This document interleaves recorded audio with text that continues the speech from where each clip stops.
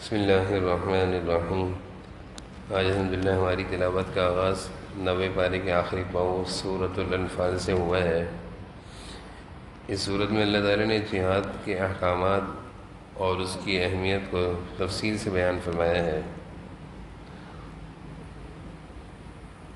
اور اللہ تعالیٰ نے یہ بات واضح فرمائی ہے کہ جہاد کا جو مقصود ہے وہ یہ ہے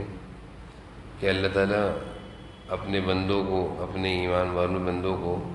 عزت کی زندگی اور اعلاء کلمت اللہ کی دین کی بلندی، یہ مقصود ہے جہاد کا۔ پھر اگلی آیتوں میں اللہ تعالیٰ نے اہل ایمان کی صفات کا ذکر فرمایا ہے کہ اہل ایمان ان کے سامنے جب اللہ کا ذکر ہوتا ہے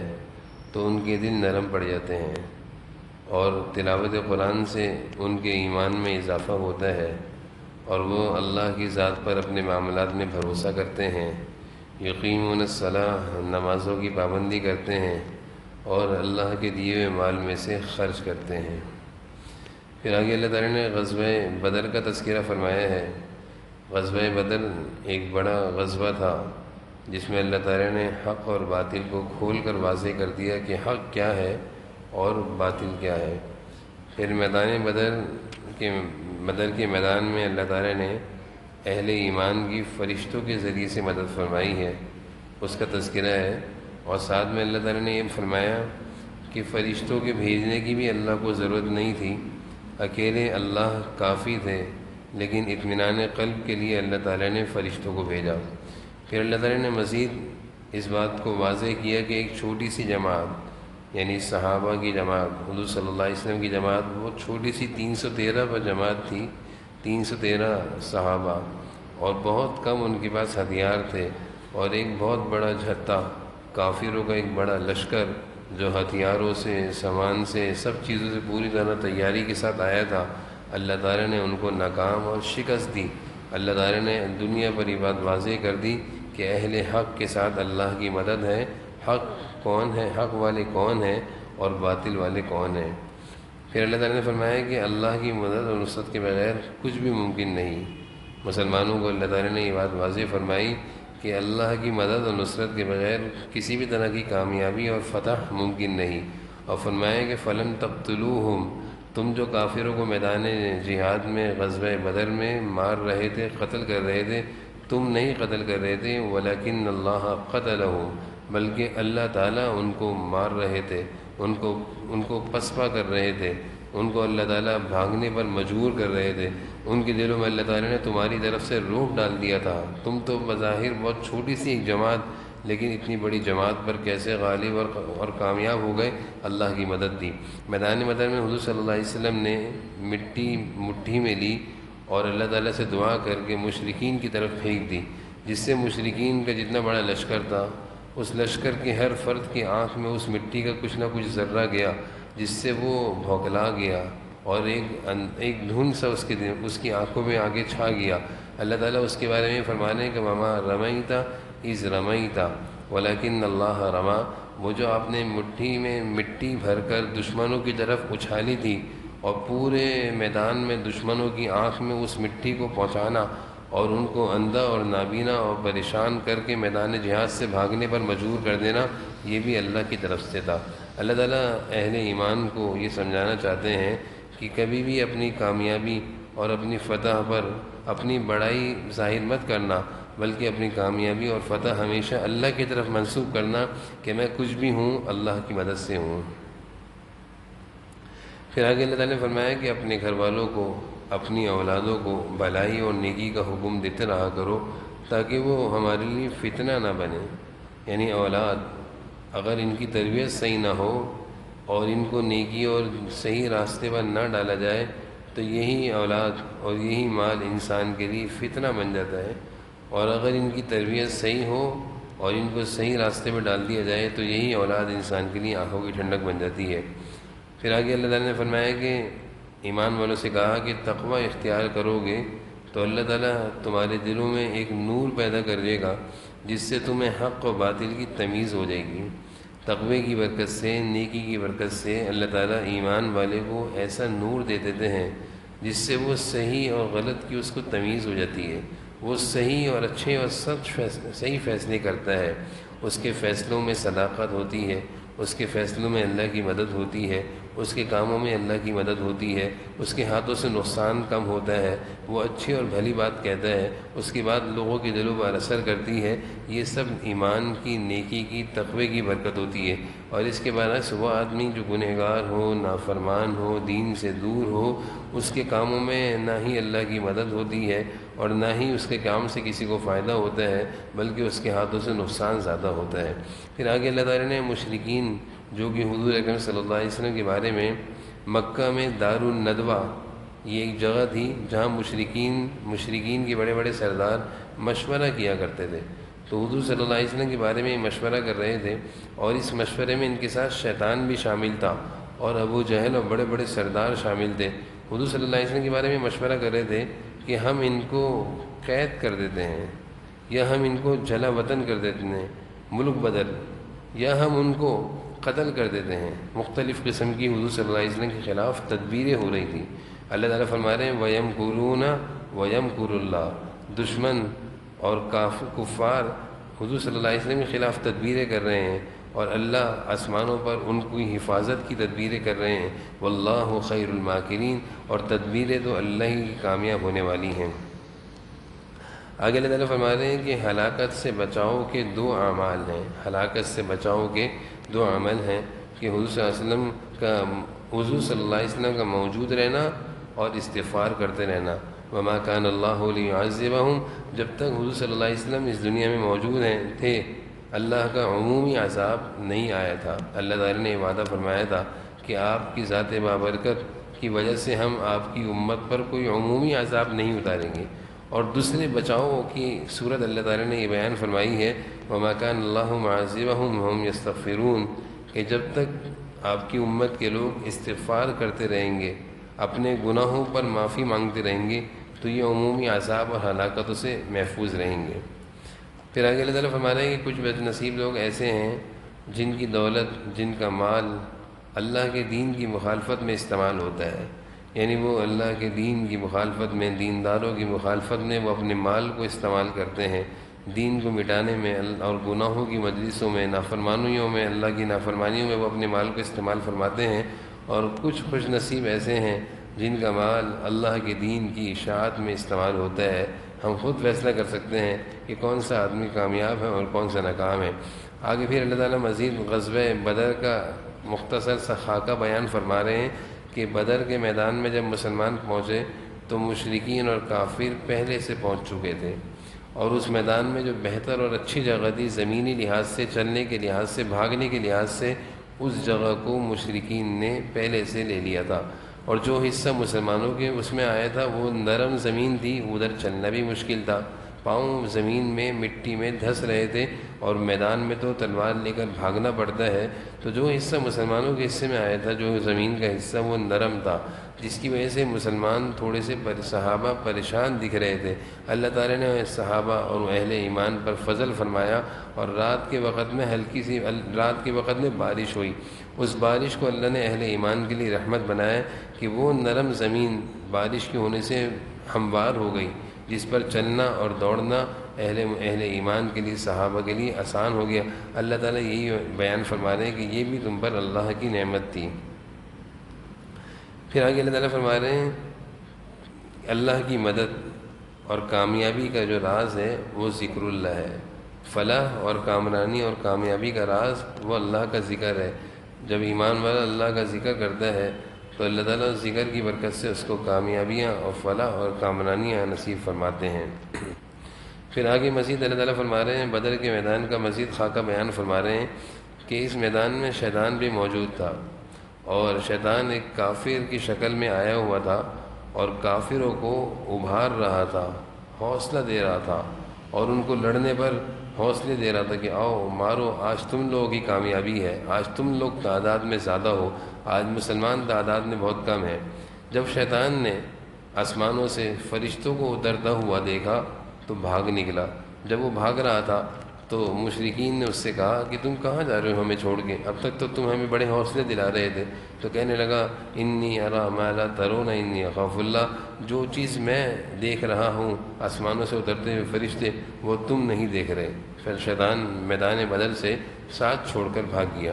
پھر آگے اللہ تعالیٰ فرما رہے ہیں کہ اللہ تعالیٰ کبھی کسی سے نعمت نہیں چھینتے، یعنی انسان کے جو اچھے حالات ہیں اور اس پر جو اللہ کی طرف سے نعمتوں کی فراوانی ہے اور عزت ہے، اور اس کے علاوہ کھانے پینے میں فراوانی ہے، یہ سب اللہ کی نعمتیں ہیں۔ اللہ تعالیٰ فرما رہے ہیں ہم کبھی کسی کی کوئی نعمت نہیں چھینتے، لیکن جب انسان گناہ کرتا ہے اور اللہ کی نافرمانی کرتا ہے تو وہ خود اپنی جان پر ظلم کرتا ہے، اور گناہوں کے اثرات ہیں، اللہ کی نافرمانی کے اثرات ہیں کہ زندگی سے ساری بہاریں ختم ہونا شروع ہو جاتی ہیں، نعمتیں سلب ہونا شروع ہو جاتی ہیں، چھننا شروع ہو جاتی ہیں۔ تو اللہ تعالیٰ اسی کو بیان فرما رہے ہیں۔ آگے اللہ تعالیٰ اہل ایمان سے کہہ رہے ہیں کہ کفار سے مقابلے کے لیے تیار رہا کرو،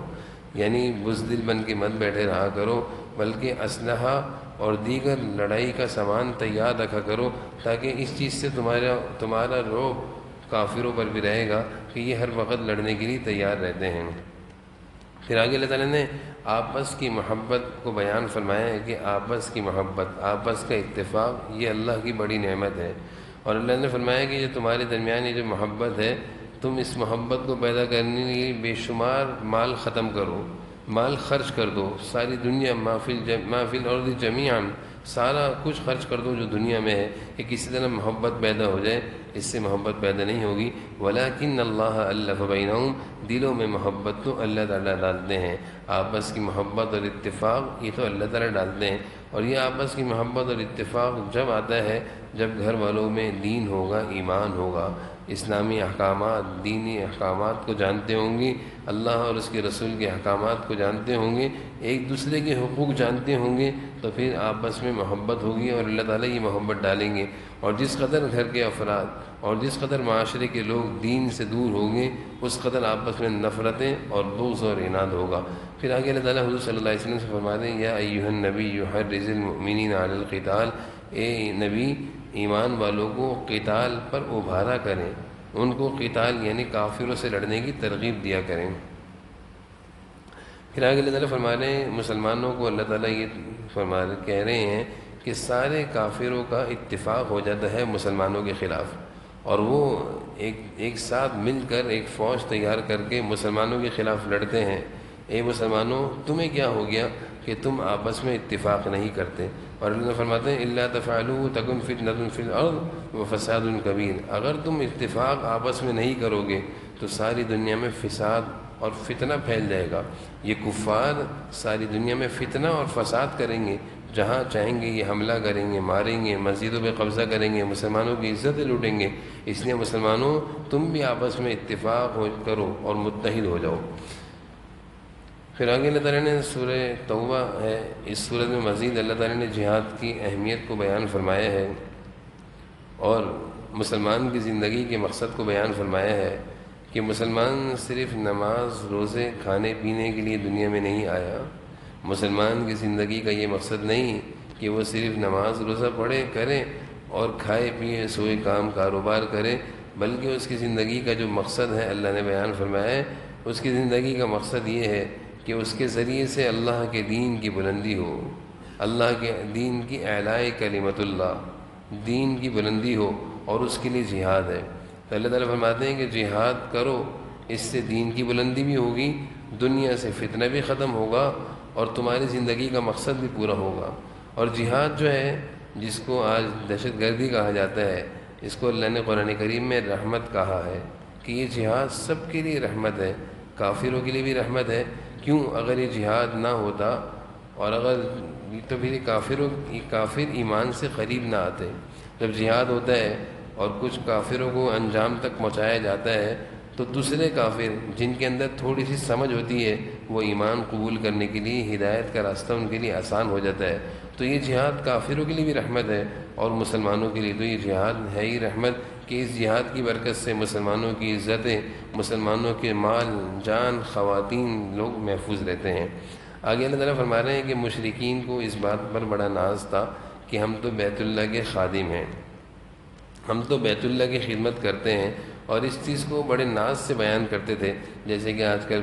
بعض نادان لوگ جو دین سے دور ہوتے ہیں لیکن دنیا داری کی وجہ سے اگر ان کو بیت اللہ میں جانے کا احساس مل جائے اور ان کے لیے بیت اللہ کا دروازہ کھل جائے تو وہ ساری دنیا میں یہ گاتے رہتے ہیں کہ میں وہ ہوں کہ میرے لیے بیت اللہ کا دروازہ کھولا تھا، اور وہ اپنے بیت اللہ کے دروازے کے کھلنے کو سمجھتے ہیں کہ میں بہت بڑا کوئی دین کا اور کوئی اللہ کا مقبول بندہ ہوں۔ ابو جہل اس سے بڑا کون اللہ کے دین کا دشمن ہوگا، لیکن وہ بھی بیت اللہ شریف میں اندر جاتا تھا اور اپنی داڑھی سے بیت اللہ کی صفائی کیا کرتا تھا، اتنا بڑا اس کے پاس یہ اعزاز تھا، لیکن ناکام ہوا، رسوا ہوا، اللہ کے نبی کے مقابلے میں آیا، دنیا بھی برباد ہوئی، آخرت بھی برباد ہوئی۔ تو بہت سارے لوگ اس چیز کو کامیابی کا راز سمجھتے ہیں۔ اللہ تعالیٰ فرما رہے ہیں نہیں، یہ تو بیت اللہ پر قبض قابض ہیں، بیت اللہ کے اصل خادم وہ ہیں جن کے دلوں میں اللہ اور اس کے رسول کی محبت ہو، اور جو اللہ اور اس کے رسول اور دین کی خدمت کو اپنا فرض سمجھتے ہوں، یہ ہیں اصل بیت اللہ کے خادم۔ پھر آگے اللہ تعالیٰ فرما رہے ہیں کہ ایمان والوں کی خوبی بیان فرما رہے ہیں، ایمان والوں کی علامت بیان فرما رہے ہیں کہ جس کے دل میں ایمان ہوتا ہے اس کو ہر چیز سے بڑھ کر اپنے والدین، اپنے بہن بھائی، اپنے رشتہ دار، اپنا مال، اپنی تجارت، ہر چیز سے بڑھ کر اللہ اور اس کے رسول کی محبت اس کے دل میں ہر چیز سے بڑھ کر ہوتی ہے۔ اللہ اور اس کے رسول کی محبت ایمان والے کے دل میں ہر چیز سے بڑھ کر ہوتی ہے۔ اللہ تعالیٰ اسی کو بیان فرما رہے ہیں۔ پھر آگے غزوہ حنین، مسلمانوں کا ایک غزوہ ہوا تھا فتح مکہ کے بعد۔ اس غزوے میں مسلمانوں کی تعداد بہت زیادہ تھی کیونکہ مکہ بھی فتح ہو گیا تھا۔ تو جب مسلمان غزوہ حنین کے لیے جا رہے تھے تو راستے میں کچھ لوگوں کی نظر تعداد پر ہوئی کہ آج ہم تعداد میں بہت زیادہ ہیں، آج ہم تعداد میں بہت زیادہ ہیں، آج تو ہم ضرور کامیاب ہوں گے۔ جیسے ہی تعداد پر نظر ہوئی ایک دم سے میدان کا نقشہ ہی بدل گیا اور کافر غالب آنے لگے اور مسلمانوں پر تیزی سے حملہ کرنے لگے۔ ایک دم سے احساس ہوا اور اپنی غلطی پر اللہ تعالیٰ سے ندامت کا اور معافی کا اظہار کیا۔ جیسے اللہ تعالیٰ سے معافی مانگی فوراً اللہ کی مدد ہوئی اور اللہ تعالیٰ نے کامیابی عطا فرمائی۔ اس آیت میں اللہ تعالیٰ نے یہ بات وضاحت سے بیان فرما دی کہ نہ تعداد سے ترقی ملتی، کامیابی ملتی ہے، کامیابی تو اللہ کی مدد اور نصرت سے ملتی ہے، اور سبق دیا ہے کہ کبھی اپنی تعداد پر، اپنی طاقت پر، اپنے مال پر گھمنڈ مت کرو بلکہ اللہ پر نظر رکھو۔ آگے اللہ تعالیٰ فرما رہے ہیں کہ یہ مشرکین جو ہیں یہ نجس ہیں، انما المشرکون النجس، یہ جسمانی لحاظ سے ہر لحاظ سے نجس ہیں، یہ کافر ہیں۔ فلا یقرب المسجد الحرام، ان کے لیے مسجد حرام میں جانے کی اجازت نہیں ہے، یہ مسجدوں کے قریب نہیں آ سکتے، یعنی کافروں کے لیے یہ ایک عمومی حکم ہے کہ وہ ناپاک ہیں، مسجدوں میں ان کا آنا جائز نہیں ہے۔ پھر آگے اللہ تعالیٰ یہود و نصارہ کے غلط نظریات کی تردید کہہ رہے ہیں کہ یہودی کہتے تھے کہ عزیر اللہ کے بیٹے ہیں اور عیسائی کہتے تھے کہ عیسیٰ علیہ السلام اللہ کے بیٹے ہیں۔ اللہ کہتے ہیں یہ ان کے منہ کی اپنی باتیں ہیں، جھوٹ اللہ پر بہتان لگاتے ہیں، نہ عزیر اللہ کے بیٹے ہیں نہ عیسیٰ اللہ کے بیٹے ہیں، دونوں اللہ کے نبی ہیں۔ پھر آگے اللہ تعالیٰ فریضہ زکوٰۃ کو بیان فرما رہے ہیں کہ جو مال اللہ نے تمہیں دیا ہے اس مال میں سے خرچ کیا کرو۔ والذین یکنزون الذہب والفضہ، جو سونا اور چاندی کو سنبھال کر رکھتا ہے اور اس میں جو اللہ کا حق نکلتا ہے وہ نہیں نکالتا، تو کل قیامت کے دن یوم یحمى علیہا فی نار جہنم، یہی سونا چاندی آگ میں گرم کر کے اس کے جسم پر لگایا جائے گا اور اس سے کہا جائے گا یہی وہ مال ہے جس کو تو سنبھال کر رکھتا تھا۔ تو انسان کے بخل کا سب سے بڑا جو ایک شکل ہے وہ فریضہ زکوٰۃ میں کوتاہی ہے۔ فریضہ زکوٰۃ یعنی زکوٰۃ کو ادا نہ کرنا ہے۔ آگے اللہ تعالیٰ مزید جہاد کی ترغیب دے رہے ہیں کہ یا ایھا الذین آمنوا ما لکم اذا قیل لکم انفروا فی سبیل اللہ ثاقلتم الی الارض، کیوں تم لوگ جہاد کے لیے نہیں نکلتے؟ اور پھر مزید کہا کہ جہاد کے لیے تیاری کیوں نہیں کرتے؟ ہر وقت جہاد کے لیے تیاری کرو اور نکلا کرو۔ پھر آگے اللہ تعالیٰ نے مزید منافقین کا بیان فرمایا ہے کہ منافقین جو ہیں المنافقون والمنافقات یہ سب آپس میں ایک ہیں اور ان کی زندگی کا مقصد برائی کا حکم دینا ہے اور اچھائی سے روکنا ہے، یعنی یہ اپنی زندگی اپنے مال کو برائی کی پھیلانے میں خرچ کرتے ہیں، جبکہ ایمان والے کے بارے میں اللہ تعالیٰ فرما رہے ہیں والمؤمنون والمؤمنات کہ ایمان والے جو ہیں یہ آپس میں بھائی ہوتے ہیں اور یہ اچھائی کا حکم دیتے ہیں، برائیوں سے روکتے ہیں۔ یعنی ایک کافر اور منافق اور بے دین کی زندگی اور ایک ایمان والے کی زندگی میں فرق ہوتا ہے۔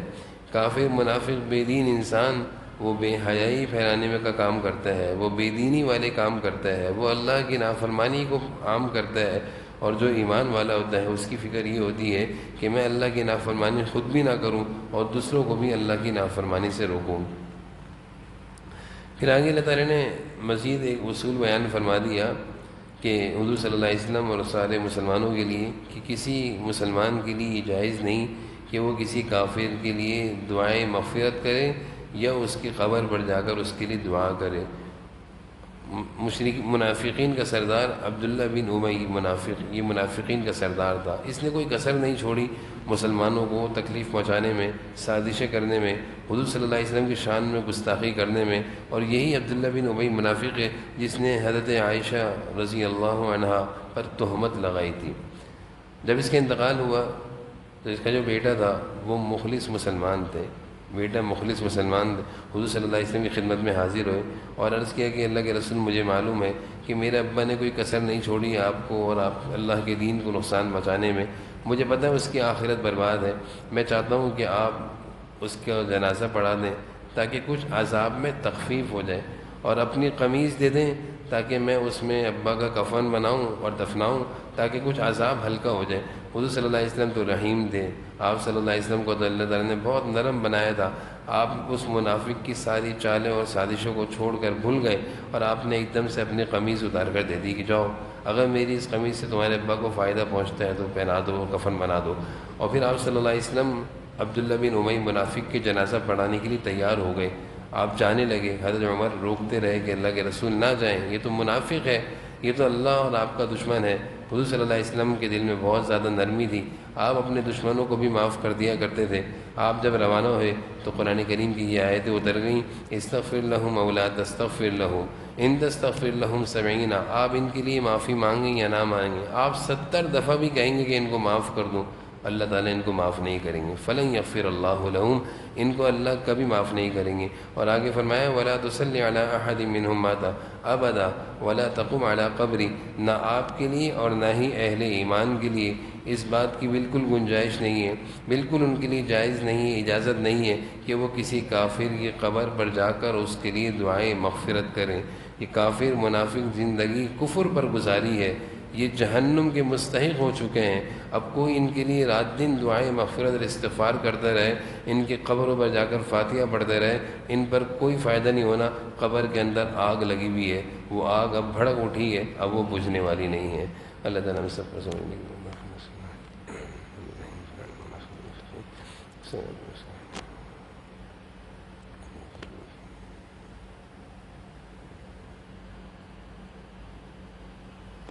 صلی اللہ تعالیٰ علیہ خیر خلقہ محمد برحمتہ۔